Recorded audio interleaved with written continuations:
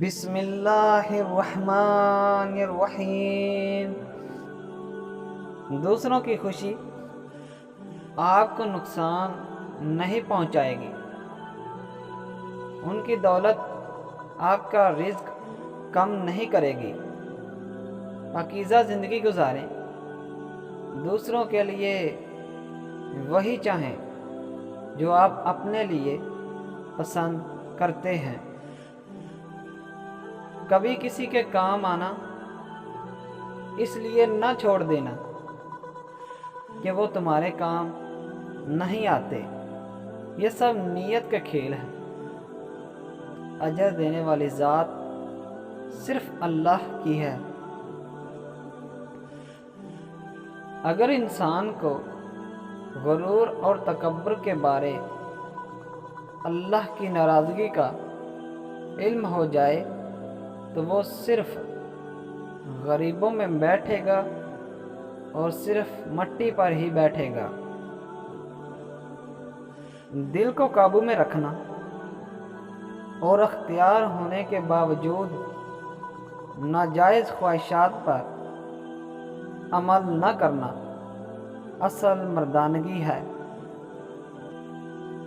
انسان کو اپنے ٹھکرائے جانے کا لمحہ عجیب تو لگتا ہے، مگر یہی وہ لمحہ ہوتا ہے جو آپ کی زندگی بدل دیتا ہے۔ زندگی میں ذہنی صلاحیت آرام کرنے سے نہیں بلکہ کام کرنے سے بڑھتی ہے۔ دوسروں کے چراغ سے روشنی ڈھونڈنے والے اکثر اندھیروں میں ہی رہ جاتے ہیں۔ اکثر سجدے میں جا کر اس بات کا احساس ہوتا ہے کہ اللہ کی محبت کے سوا ہر محبت میں دکھ ہے۔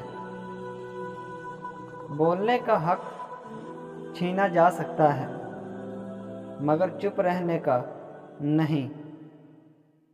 انسان کا بہترین ساتھی اس کی صحت ہے، اگر اس کا ساتھ چھوٹ جائے تو وہ ہر رشتے کے لیے بوجھ بن جاتا ہے۔